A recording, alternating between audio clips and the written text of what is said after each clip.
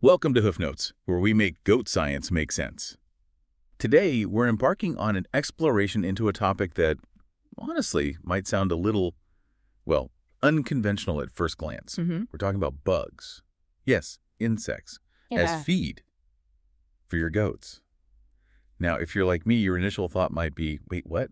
Are we actually considering this? And I get it. It certainly raises an eyebrow. It absolutely does. I mean, most of us as goat owners, we're used to thinking about, hey, maybe some grain, established protein sources like soybean meal. Right, the usual suspects. Exactly. So the idea of introducing insects into that equation feels, well, a bit futuristic, doesn't it? Kind of sci-fi. Yet what's fascinating, and why we're talking about it, is that there's a serious and rapidly expanding body of scientific research dedicated to exploring insects as a genuinely viable, sustainable, and nutritionally rich feed option for ruminants. And yeah, with a particular focus on our beloved goats. That's the kicker, isn't it? This sounds like something, like you said, out of a sci-fi novel where you're, I don't know, breeding crickets in your barn or something. Right. But the underlying science is robust, and it's truly compelling when you dig into it. So our mission today here on Hoofnotes is to truly unpack the latest findings. We want to understand the actual science behind this surprising idea, discuss the very real potential benefits for your herd, and also take a clear-eyed look at the current challenges and what the future might realistically hold for insect-based feeds. We've been delving deep into some cutting-edge research for this, including comprehensive reviews published in journals like Animal Frontiers and Frontiers in Veterinary Science to help us make sense of this truly unique and honestly important topic. Definitely important. So let's get right into the heart of it. Why are researchers even considering feeding bugs to goats in the first place? What's the driving force behind this seemingly out there idea? Well, the fundamental driver really behind this innovative research comes down to one of the most significant global challenges we face today. How do we feed a growing human population, especially as demand for animal products just keeps rising? Yeah, you hear those numbers all the time. You do. And current projections suggest that by 2050, our global population will swell to approximately 9.5 billion people. That's a huge number. And this isn't just about more mouths to feed directly. It translates to a projected 70% increase in demand for animal-based foods. You know, the milk and meat that our goat herds, among other livestock, help provide. Wow, 70%. And when you pause to consider that, it becomes clear just how much immense pressure that puts on our traditional feed sources, especially those high-protein options that we livestock producers rely on so heavily. I'm thinking particularly of soybean meal, SBM. SBM has been, a cornerstone of many livestock diets for decades because of its excellent protein profile. But wow, it's becoming incredibly expensive. We really... And perhaps even more critically, it competes directly with human food consumption. We're using agricultural land and resources to grow soy for animals that could theoretically be used to grow food for people. That's a tough equation. Precisely. And you know this. For any livestock producer, including us goat farmers, feed costs are often the single largest variable expense. We're talking about 50% to maybe even 70% of your total livestock budget. Easily. And within that slice, protein is almost always the major expense. So when you're looking at such a significant portion of your operational costs, finding more cost-effective, truly sustainable, and readily available protein source isn't just a good idea, it's absolutely critical for the long-term viability of farming. Right. It becomes essential. It does. And that, my friend, is exactly where insects start to buzz their way into the conversation as a serious contender. So insects aren't just some weird niche novelty then. They're actually being considered a serious, maybe even scalable and sustainable solution to these massive challenges we're facing. Yes. It's a bold claim. It is. From a goat owner's perspective, sustainable can mean many things: environmental impact, economic viability. Beyond the buzzwords, what are the concrete advantages insects bring that traditional feed sources might simply struggle to match? Okay, so the beauty of insects, I think, lies in what researchers call their bioconverter capabilities. This is truly where their sustainability superpower comes to the fore. Think of it this way. Insects can take what we typically consider low-value agri-food waste. Things like plant residues from farming, maybe certain types of animal manure, or even food scraps from processing that might otherwise just go straight to a landfill. Right, stuff we'd normally just discard. Exactly, and they efficiently transform this waste into high-quality protein and fat. This aligns perfectly with what people call a circular economy model, where waste isn't just minimized, but actively repurposed, creating value from what was once considered a liability. I mean, imagine the potential for on-farm waste management alone. That's genuinely fascinating. So they're like tiny, incredibly efficient recycling machines, turning what we often discard into valuable feed ingredients. That sounds like a potential game changer for reducing waste on a farm and maybe creating a more self-sufficient system. You've hit the nail on the head there. Their efficiency is nothing short of remarkable, especially when you compare it to conventional agriculture. Insects require significantly less water and land than traditional feed crops like soybeans or corn. To give you a concrete example from the research, it's estimated that roughly 2 kilograms of organic waste, combined with just 1 square meter of space, can yield a full 1 kilogram of insect protein. Wow. 1 square meter for a kilo of protein. Yeah. Now compare that to the vast tracts of land and immense water resources needed to grow a field of soybeans, which then also needs significant processing, transport, everything. The environmental footprint reduction is staggering. That is a huge difference in resource use. It is, and this efficiency also extends to their rapid growth and reproduction. And I've heard they grow incredibly fast too, which must contribute to their productivity, right? They do, and it's a key part of their appeal. Insects exhibit incredibly efficient feed conversion rates and very, very rapid growth cycles. Take one of the most studied species for feed, the black soldier fly larvae, BSF larvae. Right, I've heard that name a lot. BSFL. Yep, BSFL. Their entire life cycle, from tiny egg to full-grown adult, is incredibly short, only about 40 to 43 days. That's it. 40 days. That's about it. This means you can have multiple production cycles in a very short period. And during their larval stage, which is the prime time for harvesting for feed, they are voracious eaters. A single larva can consume anywhere from 25 milligrams to a whopping 500 milligrams of fresh organic matter per day. Goodness. For one little larva. For one larva, that rapid turnover and high consumption rate allows for the production of a tremendous amount of biomass quickly, making them a very productive protein and fat factory, basically. Okay, so they're efficient, fast-growing bioconverters. Got it.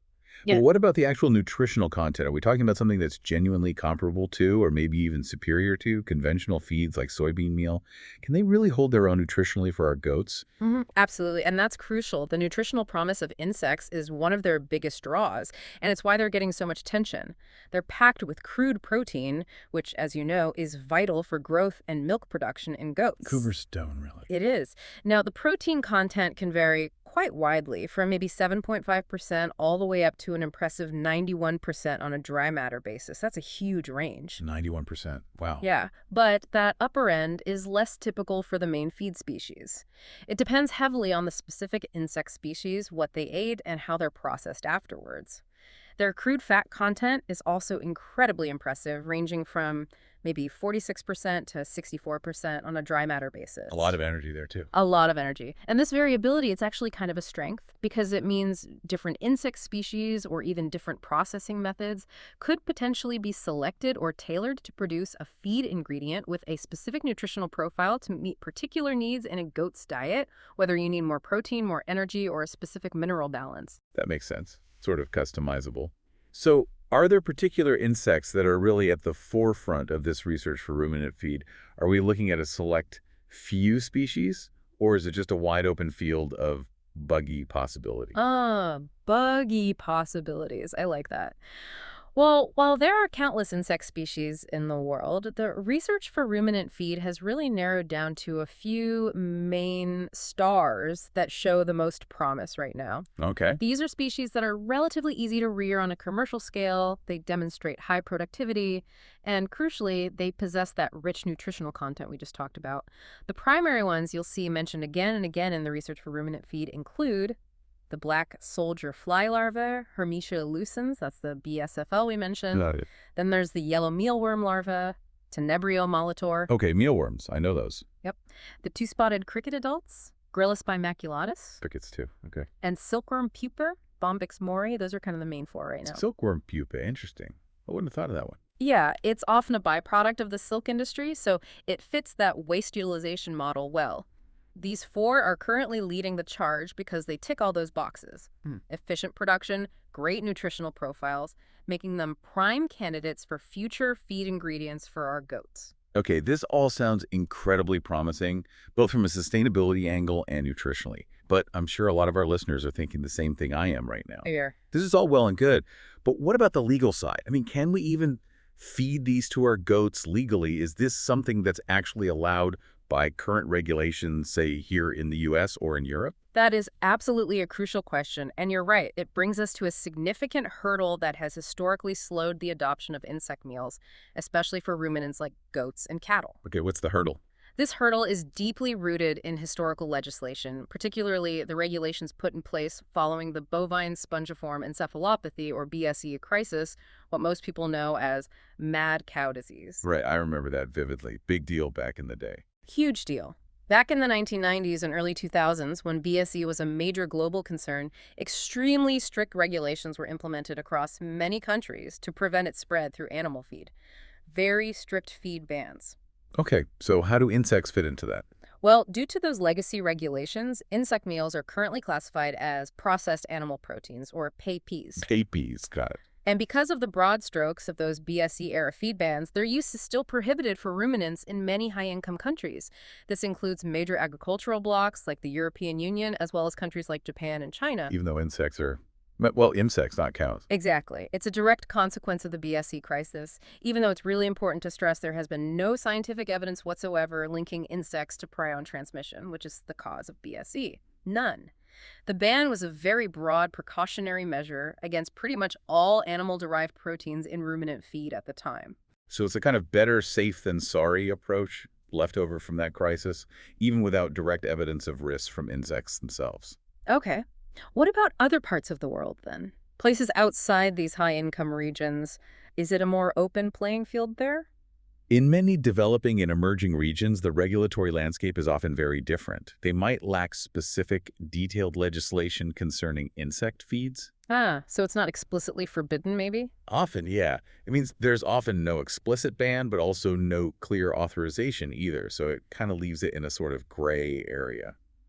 In some of these countries, any existing prohibitions might only apply to traditional mammalian byproducts, not specifically to insect-derived proteins, which allows for more flexibility, or sometimes just a lack of clarity on where things stand. That makes sense. It's complicated. But have there been any changes or shifts recently?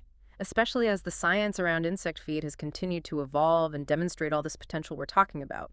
Is there any movement on the regulatory front? There has absolutely been a positive and significant trend, actually, particularly for other types of livestock, which is really encouraging for ruminants down the line. Oh, like what? Well, in the EU, for instance, while insect PPs, the protein meals, are still generally prohibited for ruminants, it's a very important distinction that there are no restrictions whatsoever on insect oils for ruminant feed. Ah, so the fat component is okay. The fat component is already legally allowed for ruminants in the EU, which is interesting. Furthermore, and this is a huge step forward, for monogastric animals, think poultry and pigs, animals with a single stomach. Right, not ruminants. Correct. For them, insect PAPs from specific approved species like black soldier fly, common housefly, mealworms, crickets, and silkworms have been permitted since 2017 for aquaculture, fish feed. Okay. And critically, since 2021, they've also been permitted for poultry and pigs in the EU. Wow, that's a significant step forward. So while our goats might not be getting insect meal in their feed bins just yet in Europe, other important agricultural animals are. And that could genuinely pave the way for goats in the future, couldn't it? It shows a willingness from regulators to adapt. Exactly. This shift clearly demonstrates a positive trend in how regulatory bodies are beginning to recognize and accept the potential of insect-derived feeds based on the science. It suggests that with continued research and robust safety data, the regulatory landscape for ruminants could indeed evolve. What about other places like North America or Asia? Looking at other regions, the U.S. has approved black soldier fly larvae, the BSFL, for aquaculture feed. In Canada, they're approved for both aquaculture and poultry feed. Brazil currently lacks specific legislation, effectively allowing insects only for non-ruminants at the moment. And then on the more liberal side, countries like China and South Korea currently have no restrictions at all on the use of insects as animal feed, which highlights a really varied global approach. So we're seeing this real patchwork of regulations globally. Some progress, definitely, but still significant hurdles, specifically for ruminants like our goats. What does that mean for the future of legislation then? What needs to happen for these regulations to catch up with the science we're seeing? Well, there's a very clear and concerted global interest among researchers, livestock producers, and feed manufacturers to push for these legislative changes. The goal is really to see a similar opening up for ruminants as we've already witnessed for monogastric animals. Right. And the ongoing scientific research plays an absolutely crucial role here. Robust, peer-reviewed findings, especially those demonstrating the safety, the nutritional efficacy, and the environmental benefits of insect-derived feeds for ruminants are essential for informing lawmakers. These findings can build a really compelling case, demonstrating to regulatory bodies that these alternative feeds are not only safe but also beneficial. Hopefully that leads to a global regulation update over time. It's a slow process, naturally, rooted in careful consideration and safety first, but the momentum and the scientific evidence are steadily building. Okay, so now that we've covered the compelling why behind considering insects for feed and kind of untangle that complex legal landscape, let's really dig into the nitty-gritty, the actual nutritional breakdown. For us goat owners, this is where the rubber meets the road, right? Absolutely. What exactly will we be feeding our goats if we introduce insect wheel? Maybe we'll focus on one of the most studied species, the black soldier fly larvae. The BSFL is a prime example. Walk us through the numbers. Excellent question. Understanding the nutritional composition is paramount for any feed ingredient. Let's look at the average composition of dried BSFL larvae, specifically those with more than 20% fat content based on a lot of the comprehensive research data out there. Okay. In terms of dry matter, which is essentially how much non-water content is in the feed, they average around 91.7%. That's pretty typical and desirable for a concentrated feed ingredient. High dry matter. Okay, standard stuff there. And the protein content, that's always a top concern for goat owners, isn't it? Especially for growth milk production. Absolutely, number one for many. The crude protein content in these BSFL averages about 41.1% on a dry matter basis. Now, there's a range reported from roughly 27.9% up to maybe 44.8%. 41% average. How does that stack up against, say, soybean meal? Yeah, it's important to note this is generally a bit lower than conventional soybean meal, which typically offers around 49.4% crude protein, sometimes a bit higher. However, 41.1% is still a very significant and high-quality protein source. It definitely makes BSFL a powerful contender for meeting a goat's protein requirements, particularly when you consider its other attributes. That's interesting. So maybe slightly less protein than SBM on average, but you mentioned earlier that BSFL are also known for their fat content. How does that compare? Because SBM is pretty low fat. Right, and that's where BSFL really shine and offer a distinct advantage. The crude fat content in these full-fat BSFL is remarkably high. It averages 35.5% on a dry matter basis, with a recorded range from about 21.1% all the way up to 38.2%. 35% fat. Wow. Yeah. This is a stark contrast to soybean meal, which typically contains only about 1.4% crude fat, very low.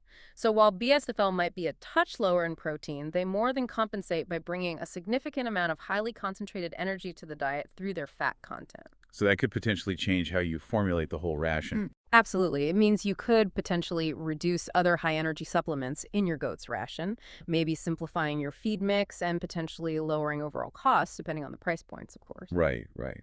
And what about minerals? Goats, especially our lactating does and growing kids, they need a really robust mineral balance for optimal health and production. How do BSFL fare there? They certainly do need those minerals, and BSFL proved to be quite rich in essential minerals, which is another potential huge advantage. They average around 11.7% ash on a dry matter basis, and ash content is a good indicator of the total mineral content. Okay. Specifically, they're rich in calcium, averaging about 33 grams per kilogram. This is especially good news for dairy goat owners, as calcium is so critical for bone health and milk production. Definitely 33 grams per kilo is pretty high. It is, though it's worth noting here that the calcium content can vary quite widely. The range reported is huge, from like 1.2 all the way up to 86.3 grams per kilogram. Whoa, why such a big range? It largely depends on the specific substrate, the stuff the larvae are actually eating and growing on. Some substrates are naturally higher in calcium, or calcium might be added, so that's a factor in production. Got it. What about other key minerals? Phosphorus? Potassium? Yep, they also contain significant levels of phosphorus, around 7.2 grams per kilogram, which balances well with that calcium usually. Potassium is about 7.6 grams per kilogram, and magnesium around 3.2 grams per kilogram. Plus, they provide essential trace minerals like iron, found at up to 409 milligrams per kilogram, which is quite high, and zinc, up to 101 milligrams per kilogram. Both of those are vital for overall health and immune function. That sounds like a really comprehensive mineral profile, almost like a built-in supplement in some ways. Now, drilling down further on the protein, what about amino acids, the actual building blocks? Are those present in a usable form? And is the profile good for ruminants? Absolutely, and this is crucial for protein quality, not just quantity. BSFL are highly regarded for their robust amino acid profile. They're rich in essential amino acids. Those our goats can't synthesize themselves and must get from their diet, like leucine, lysine, and valine. Key ones for growth and milk. Exactly. And in fact, these key amino acids are often found in higher concentrations in BSFL than in soybean meal. Higher. That's interesting. Yeah. Now, methionine and tryptophan are a bit less abundant, but their levels are still generally comparable to SPM. So overall, this makes BSFL a very high-quality and valuable protein source from an amino acid perspective, ensuring that the protein consumed is effectively utilized for muscle growth, milk production, tissue repair, all those critical functions. Okay, that's impressive. And then there's that other component you hear about with insects' chitin. It comes from their exoskeletons, right? For a long time, I just thought that was indigestible bulk, like fiber, but maybe worse. Is that actually usable or digestible for ruminants? Or does it cause problems? That's been a really interesting area of research and definitely a point of much discussion. Chitin averages about 6.17% on a dry matter basis in BSFL, and historically, as you noted, it was pretty much considered a complex carbohydrate that ruminants couldn't really break down efficiently in the rumen, just pass through. Right. However, newer studies are revealing that it might actually be degradable to some extent in the rumen, challenging those earlier assumptions. The rumen microbes might be more capable than we thought. Huh. So maybe not just inert filler. Maybe not.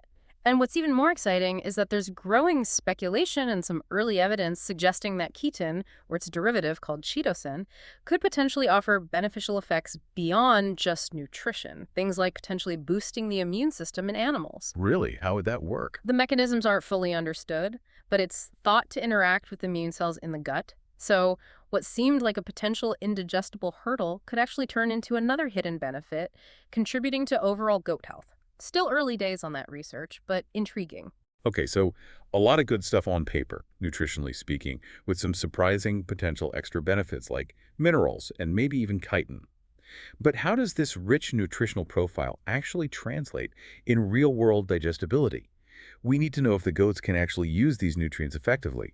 Let's start with those in vitro studies, the lab-based insights where researchers can control conditions really precisely. What did they show initially? Excellent point. Digestibility is key. The initial in vitro studies, which means in glass or in a test tube, basically simulating the rumen environment in the lab, particularly when they used full-fat insect meals like Homichia lucens larvae, BSFL, and Tenebrio molitor larvae, mealworms, did review some challenges. Okay, challenges like what? They often resulted in decreases in vitro organic matter digestibility, IVOMD, and in vitro dry matter digestibility, IVDMD, when compared directly to conventional plant meals like soybean meal. Essentially, the lab tests showed that these full-fat insect meals weren't being broken down as efficiently by the rumen microbes in that artificial setup. Huh. Why would that be? Was it that super high fat content we talked about, or maybe the chitin interfering with those beneficial rumen microbes? That was indeed a key hypothesis, the fat content, and it turned out to be quite accurate based on further work. The high fat content, particularly certain types of unsaturated lipids found in the full-fat insect meals, can actually be somewhat toxic or inhibitory to the cellulolytic bacteria in the rumen. The fiber-digesting guys. Exactly. Think of these bacteria as the tiny, dedicated workers in your goat's rumen that are primarily responsible for breaking down tough plant fibers like hay and browse. If you introduce too much of these specific fats too quickly, it can inhibit these crucial bacteria, essentially kind of gumming up their machinery, slowing down fiber digestion. Okay, that makes sense. So the fat was the main issue there. What about the chitin? Did that play a role? Chitin was also initially hypothesized to impair digestibility, yeah. But as we discussed, later studies suggested its role might be more minor than initially feared, especially since some forms of chitin do show signs of being degradable by rumen microbes. The fat seemed to be the bigger player in those initial in vitro digestibility issues. So if the high fat content is potentially problematic for those hardworking rumen microbes, especially the fiber digesters, does that mean processing the insects, like removing some of that fat, makes a big difference in their usability as feed? Precisely. And this is where processing becomes such a crucial step for optimizing insect meals for ruminants. Researchers found that removing a significant portion of the fat from insect meals, a process called defatting, often dramatically improves their nutritional value and digestibility for ruminants. How much improvement are we talking? Studies with defatted BSFL, for example, showed substantial increases in both in vitro dry matter digestibility and in vitro organic matter digestibility compared to the full-fat version. This strongly suggests that defatted insect meal is a much more suitable and efficient feed ingredient for ruminants, as it alleviates that inhibitory effect on the rumen bacteria while still delivering that high-quality protein and those valuable minerals. Okay, so defatting looks like a key step for ruminants. What about how the protein itself is actually utilized in the rumen? Is it rapidly broken down like some protein sources, leading to maybe wasted nitrogen? Or does some of it pass through to be absorbed later in the small intestine, which can be more efficient for the animal? That's a great distinction thinking about protein degradability. Insect meals can actually have a ruminal degradable protein content, or RDP, that's similar to soybean meal, typically around 60%. So a good portion is broken down in the rumen for the microbes. However, what's particularly beneficial and exciting from a nutritional efficiency standpoint is that they often result in lower ruminal ammonia content compared to SBM when fed at similar protein levels. Lower ammonia, why is that good? Well, ammonia is a byproduct of protein degradation in the rumen. If there's too much ammonia produced too quickly, the microbes can't capture it all, and it gets absorbed, converted to urea, and mostly excreted, meaning that nitrogen is lost to the animal. Lower ammonia suggests less waste. It also implies that more of the undegraded protein, the RUP or bypass protein, is able to pass out of the rumen and be efficiently absorbed in the small intestine. That's where the goat itself can really put those amino acids to use directly for growth and milk production. So potentially more efficient protein use overall. Potentially, yes. And studies have shown very high intestinal digestibility for this non-degraded nitrogen fraction in insects like Tenebrio molitor, mealworms, further supporting this idea of efficient protein utilization beyond the rumen. That's incredibly efficient. And I know methane is such a huge topic in ruminant research these days, not just for its environmental impact, which is massive, but also because it represents a direct energy loss for the animal. Do insects have an impact there in these in vitro studies? This is definitely an area where goat owners are increasingly looking for solutions. Oh, this is where it gets really interesting and offers a potentially significant environmental and efficiency benefit. Many insect meals, even the defatted ones, have shown really promising potential to reduce enteric methane production. That's the methane burped out by ruminants during digestion. How much reduction are we talking? Well, for example, Gryllus bimaculatus meal, that's cricket meal, has been shown in vitro studies to reduce methane by an impressive amount, up to 26.7%. Wow, over a quarter reduction, just from adding cricket meal. In those lab settings, yes, that's potentially a huge win for the environment, as methane is a potent greenhouse gas. And crucially, as you said, it also means less energy is lost for the animal. If they're making less methane, they're theoretically keeping more of that feed energy for themselves, potentially improving their overall performance and feed efficiency, more energy directed towards production rather than simply being wasted as gas. That is a massive potential co-benefit. Okay, so those are the lab-based studies where we can isolate and test things in glass or in vitro. Very promising, especially the defatted meals and the methane reduction. But for us goat owners, the real question is, what happens when we put these into actual living animals, our goats? That's where the in vivo studies come in. What have these real-world performance trials shown for goats and maybe other ruminants too? This is indeed where the rubber truly hits the road, as you say. The in vivo trials, meaning studies conducted on live animals, are where we see the practical effects. Now, it's important to state upfront that the literature here is still relatively limited compared to decades of research on things like soybean meal. There are maybe only one or two really significant papers published for each ruminant species focusing purely on insect meal performance so far. So still early days in terms of live animal trials. Still relatively early, yes. But the early results, particularly for goats, are actually incredibly encouraging. It's definitely a field that's rapidly expanding, but what we have so far paints a very positive picture, mostly. Okay, let's talk about goats first, since that's our main focus here at Hoofnotes. What were some of the pioneering studies on our own specific critters? Right. Well, one of the first really significant studies focusing specifically on goats was published by Astudi and colleagues back in 2019.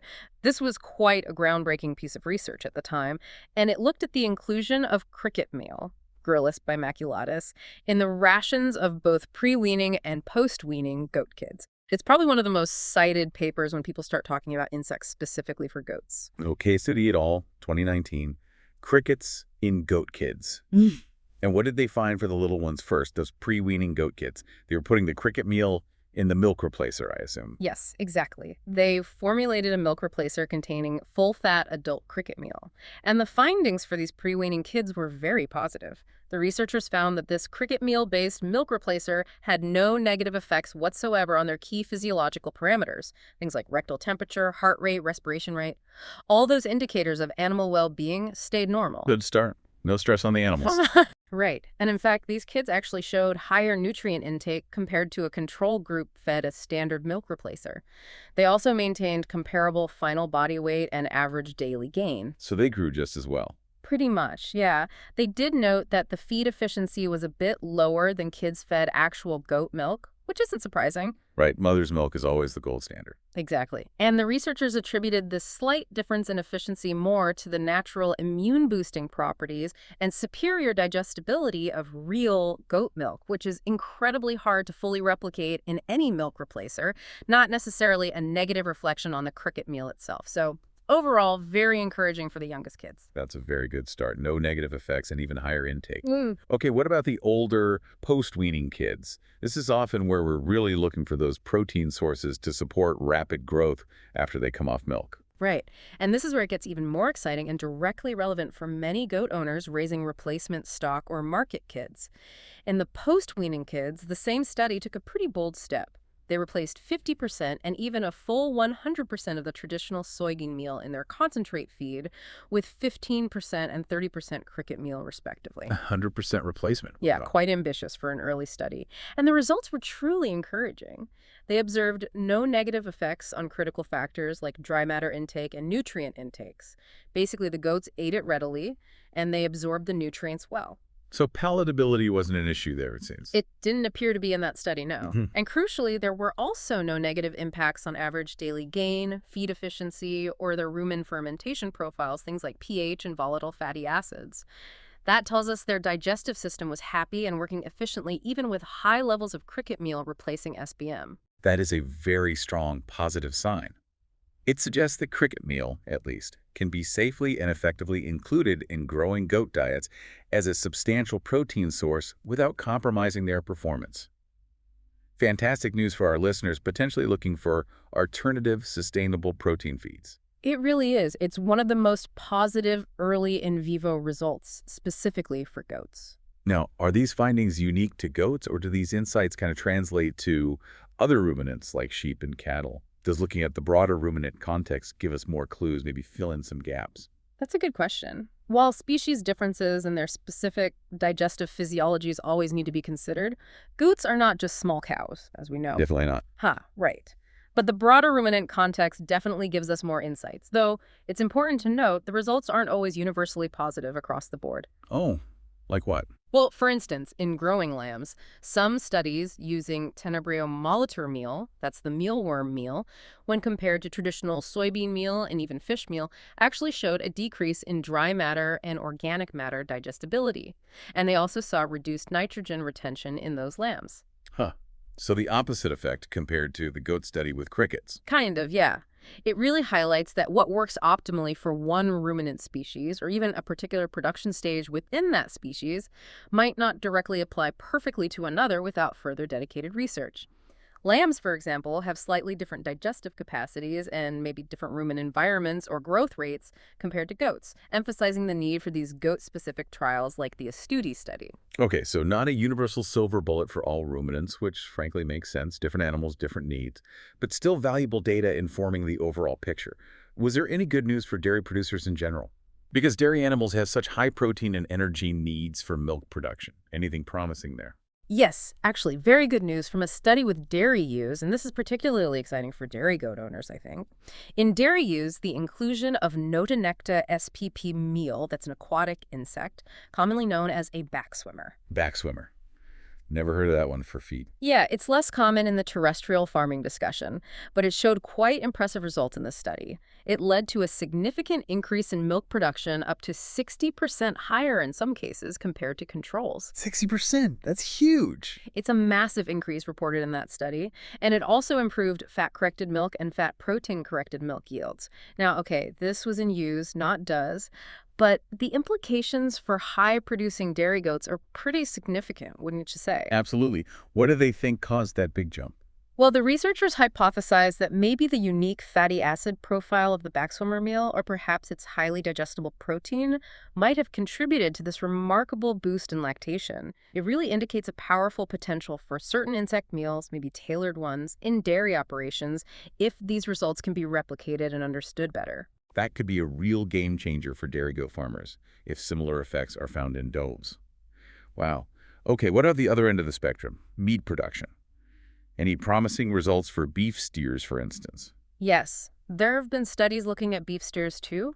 Some looked at feeding full-fat Hermetia luciens larva meal, the BSFL, again as a main protein source, comparing it to conventional sources like cottonseed and soybean meal. Yeah. They reported no depression of ovigal digestibility or impairment in ruminal fermentation, which is a big win, right? Showing it didn't mess up the basic digestive process. Right, no negative impact is good. Exactly. However, they did note that it slightly decreased roughage intake compared to the groups getting the vegetable meals. Huh, why would it decrease hay intake? The thought is that the BSFL meal was perhaps very energy dense and palatable, so the steers maybe felt fuller quicker or met their energy needs with less total feed, reducing their drive to eat the bulkier forage. So overall, it seems promising for growth, but with some potentially nuanced effects on overall diet consumption patterns and how the animals balance their intake between the concentrate and the forage. Needs more investigation. Okay, so given all this fascinating data, both in vitro and the early in vivo stuff, what are the researchers generally saying about the optimal inclusion levels for these insect meals in the diet? How much is too much, or what's the just right amount to get the benefits, like that methane reduction or good growth, without causing any negative effects on performance or health? That's a truly critical question, and it's one that researchers are diligently working to answer right now, because finding that sweet spot, that optimal range, is absolutely key for practical application on farms. Generally, the current body of research suggests that low inclusion levels seem to be very effective at avoiding any negative effects on digestibility or performance. How low are we talking? For example, replacing about 25% of the soybean meal in a typical ruminant ration, which often translates to roughly 10% or maybe a bit less of the total dry matter of the diet, appears to be a pretty safe and potentially beneficial starting point based on several studies.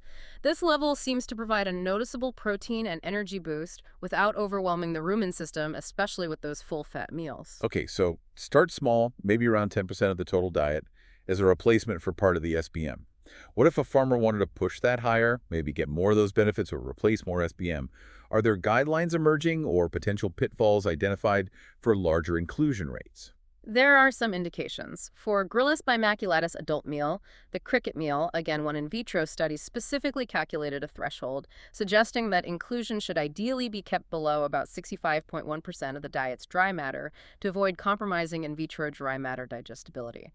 Now, 65% is extremely high, probably unrealistic. Yeah, that sounds like almost all cricket meal. Right, but it gives a theoretical upper limit based on that lab work. Another, perhaps more practical, in vivo study was a bit more conservative, suggesting that including cricket meal up to 20% of the total diet had no adverse effects on digestibility in general in their trial animals. Okay, 20% seems more feasible. It does, and it also seems that the overall diet composition really matters. Specifically, the forage to concentrate, or FC ratio in the diet, plays a role. For instance, one study found that a higher concentrate ratio, like 40% forage to 60% concentrate, might actually lead to better overall digestibility and even lower methane production when using cricket meal compared to a higher forage diet. Interesting. So it interacts with the rest of the feed. Exactly. It tells us it's not just about the insect meal itself in isolation, but how it's carefully formulated and balanced within the entire diet to create a positive synergistic effect for our goats' specific needs and digestive systems. Formulation is key. Absolutely. Okay, so we've talked extensively about insect meals, primarily as a powerful protein source, replacing things like soybean meal. But you mentioned earlier that insects are also incredibly rich in fats, or lipids. Are researchers exploring the use of insect oil specifically, or looking at other unique components beyond just the protein? What other hidden gems might these tiny creatures hold for our goats' health and productivity? Absolutely. Insects are definitely far more than just a protein source, although that's often the main focus initially. Their lipid content, their fat, is remarkably valuable in its own right and offers distinct benefits that are getting a lot of attention now. How so? Well, as we saw with BSFL, full-fat insect meals are indeed very rich in these lipids, which can significantly increase the energy density of the ration for your goats. This means you can pack more usable energy into a smaller amount of feed. Which is good for high producers. Exactly. It's beneficial for high-producing animals like dairy does in peak lactation, or for animals needing to gain weight efficiently like market kids. For a goat owner, this could mean reducing the need for other expensive energy supplements in the diet, like bypass fats or extra grain, potentially simplifying things. And do these fats offer any unique benefits beyond just providing calories, that energy? Are there specific types of fatty acids in insect oil that could be advantageous for the goat or maybe even for the products, the milk or meat? Yes, they certainly do. Insect fats contain a surprisingly varied and potentially beneficial profile of fatty acids. Some of these, particularly certain polyunsaturated fatty acids, or PUFAs, have a unique characteristic. They seem to be able to remain undigested or bypass the rumen to a certain extent. Bypass the rumen. Why is that good? I thought most fats got altered there. A lot do, through a process called biohydrogenation.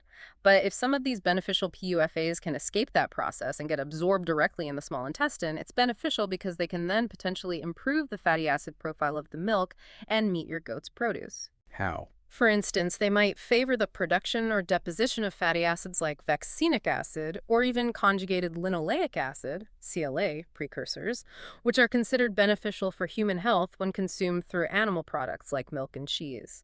So it's not just about feeding the goat more efficiently, it's potentially about enhancing the nutritional quality of the products we derive from them for consumers. That's a really interesting secondary benefit. Healthier products for us coming from potentially healthier insect-fed goats. That's quite compelling. And speaking of benefits, we touched on methane earlier, and that's such a critical area for sustainability and efficiency. Do insect oils specifically play a role in reducing methane emissions, maybe beyond what the protein meal itself offers? They absolutely show significant promise in that area, yes, and this is a major focus of current research using the oil fraction directly. Insect oils, sometimes used as a distinct ingredient separated from the meal, have demonstrated a direct potential to reduce enteric methane production. How significant? Well, some in vitro studies have shown reductions of up to, say, 22.7% just from adding the oil. For example, studies using just 4% Hermetia lucens larvae oil, BSFL oil, in the diet showed significant anti-methanogenic effects in lab simulations. Just 4% all made that difference. In those specific studies, yes. This suggests that certain fatty acids present in the oil, perhaps medium-chain fatty acids like lauric acid, which BSFL oil is rich in, might directly interfere with the methane-producing microbes, the archaea, in the rumen, essentially poisoning them or inhibiting their growth. So that's not just good for the environment, reducing greenhouse gases, but it ultimately helps the goat too, right? Like we said before, less methane means less wasted energy. Exactly right. Methane production represents a direct loss of dietary energy for the animal. It's energy that your goat consumes in its feed, but then essentially burps out as methane gas instead of converting it into useful things like growth, milk production, or just maintaining body condition. So by reducing methane, your goats are theoretically converting more of their feed energy into productive outputs. Which should mean better performance or lower feed intake for the same performance. That's the theory, yes.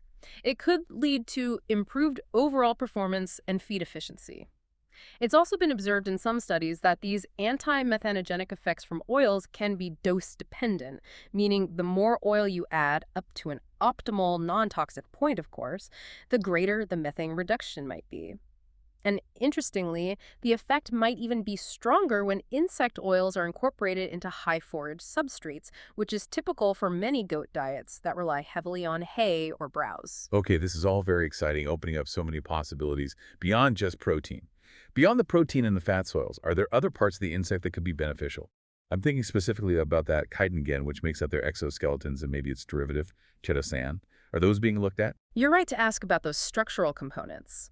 Chitin, that tough polysaccharide found in insect exoskeletons and crustacean shells, And its derivative, chitosan, which is made by processing chitin, are also being actively explored as potential novel feed additives for ruminants.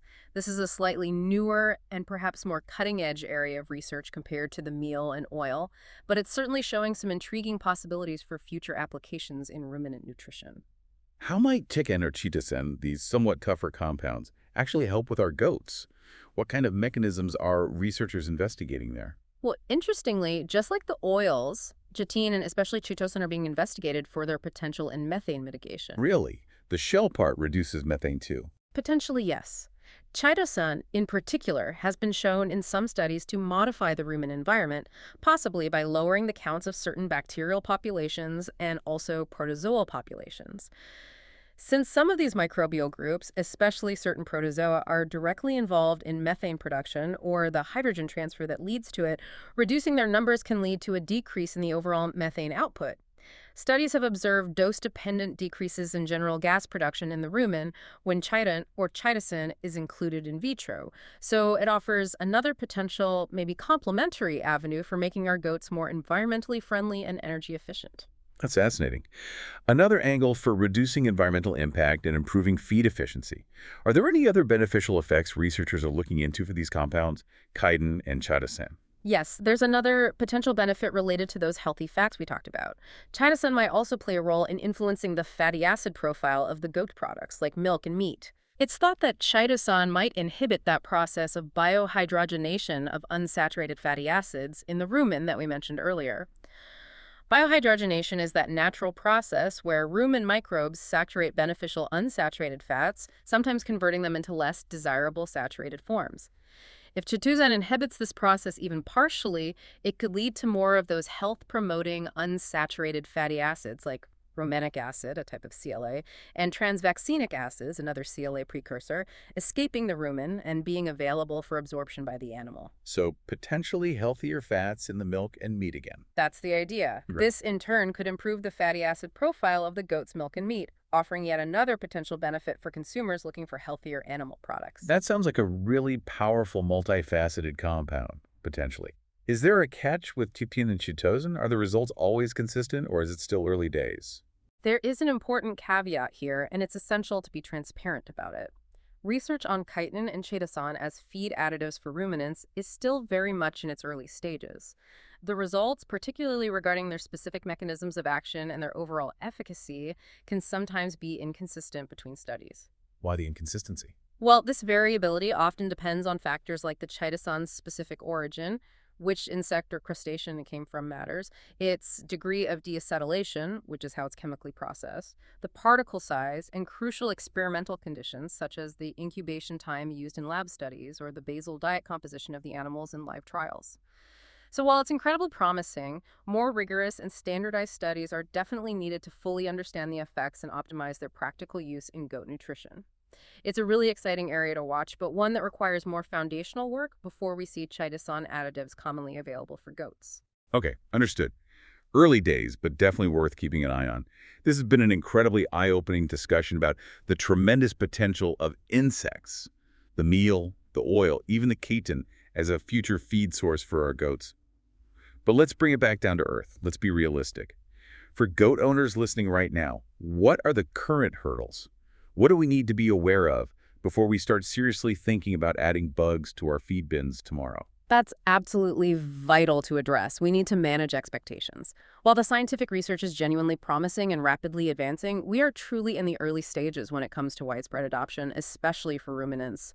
One of the biggest hurdles right now is the sheer limited amount of data available, especially data specific to our diverse goat herds. Meaning not enough studies on different breeds or production systems? Exactly. There simply isn't enough comprehensive research yet to confidently define specific, universally recommended inclusion levels for all the different ruminant species, let alone for the diverse breeds, dairy, meat, fiber, and the different production systems we see within goats.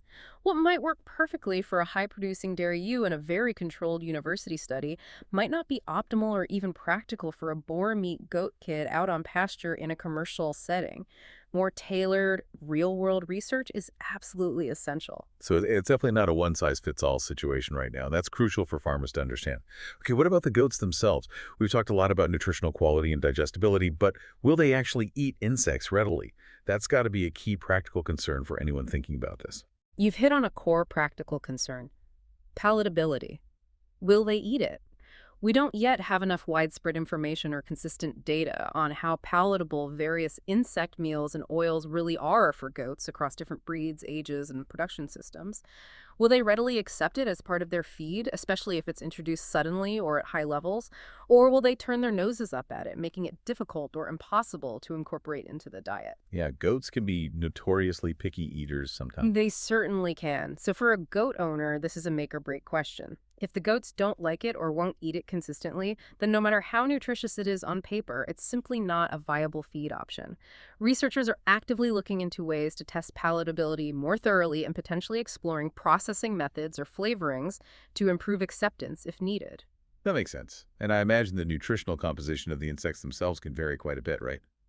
You mentioned it depends on what they eat or how they're processed. That must make standardization tricky for commercial feed production. Exactly right. There's significant processing and composition variability that needs to be managed. The nutritional content of insects, as we touched on with calcium, can differ greatly depending on the specific species being farmed, the substrate they are fed, which has a huge influence on their resulting fat profile and mineral content, their developmental stage when they're harvested, larvae versus adults, for instance, and critically, how they are processed post-harvest. Like full fat versus defatted. Precisely. A full-fat meal will have a vastly different energy and protein profile than a defatted one. Even the drying method used, oven-dried, freeze-dried, sun-dried, can affect nutrient availability and stability. This inherent variability makes standardization tricky for large-scale, consistent feed production, which is what the commercial feed industry needs and what farmers rely on for predictable results. Consistent quality control is key. Okay, and we talked about the mad cow disease concerns earlier and those legacy regulations stemming from it. Are there still safety data gaps that researchers are actively working to fill to reassure regulators and the public? Yes, absolutely. More comprehensive safety data is definitely needed to gain full regulatory approval in more regions and achieve widespread acceptance. While the theoretical risk of insects acting as prion vectors, the agents related to mad cow disease, is currently unproven and considered highly unlikely by experts, it's still a lingering concern that researchers are diligently investigating to rule out completely, just to ensure absolute public and regulatory confidence. Makes sense to be thorough. Oh. What about other safety aspects? Beyond that theoretical prion risk, and this is a major practical point, the safety of the substrate on which the insects are grown is absolutely critical. Right. What they eat matters for safety, too. Immensely. If insects are being used to upcycle agri-food waste, which is one of their big sustainability benefits, we need to be absolutely certain that that waste doesn't contain any harmful compounds. Things like excessive heavy metals, pesticide residues, mycotoxins, or certain bacterial pathogens that could then accumulate in the insects. And they get passed on to the goats. Exactly. And potentially, subsequently, into the human food chain through milk or meat. So rigorous safety protocols for selecting, testing, and managing the substrates used for insect rearing are completely non-negotiable. Safety has to come first. Absolutely. And finally, the big one for any producer, whether they have 2 goats or 2,000 cost and availability, can commercial insect feed realistically compete with traditional feed sources like soybean meal on price right now? Is it even available at scale? Yeah, that's the million-dollar question, isn't it? Right now, production scale and cost are definitely significant barriers to widespread adoption. While insect farming is growing rapidly and attracting a lot of investment, commercial insect production isn't yet at a scale where it can consistently compete on price with established, globally traded commodity protein sources like soybean meal in most markets. So it's still more expensive generally. Yeah. Generally, yes, especially for the high-quality, defatted protein meals.